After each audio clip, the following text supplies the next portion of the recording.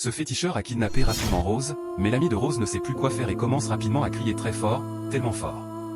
Au moment où le féticheur prend Rose pour aller la déposer dans la barrière arrière, son ami entre rapidement dans la voiture du féticheur sans qu'il ne s'en rende compte. Elle fait tout son possible pour démarrer la voiture, et finalement le féticheur constate qu'il y a quelque chose qui ne va pas. Il commence à crier en disant « Il faut s'arrêter », mais l'ami de Rose est finalement parti avec la voiture du féticheur. Le féticheur commence alors à se poser des questions en disant « Comment cette femme a-t-elle fait pour savoir conduire ma voiture si rapidement ?» Mais il ne trouve pas de réponse à ces questions et dit qu'elle ne peut pas lui échapper. 2 minutes après, il disparaît, mais l'ami de Rose continue toujours de conduire la voiture. 2 minutes plus tard, elle s'arrête dans un endroit où il n'y a absolument personne. Elle sort son portable et appelle son mari militaire en disant « Mon amour, j'ai besoin de toi, c'est urgent, je suis en danger avec mon amie Rose. » Mais son mari lui demande au téléphone « Que se passe-t-il réellement ?»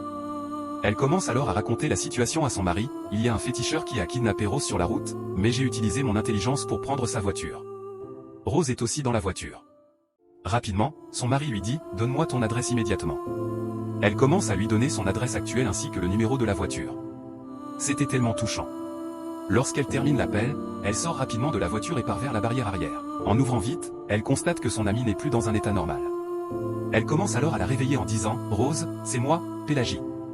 Réveille-toi. » Rapidement, Rose se réveille.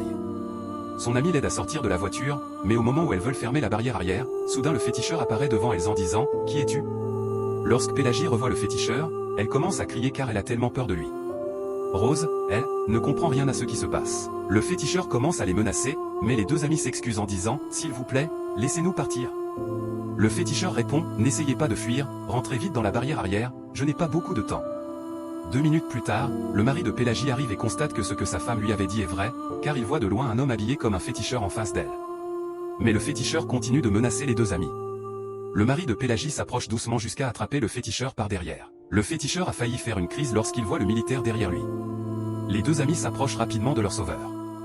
Le militaire dit au féticheur « Tu as osé faire du mal à ma femme? Donc c'est toi qui kidnappes les jeunes femmes du quartier. Voilà ce que tu auras fait aujourd'hui avec moi. » Et il commence à le gifler.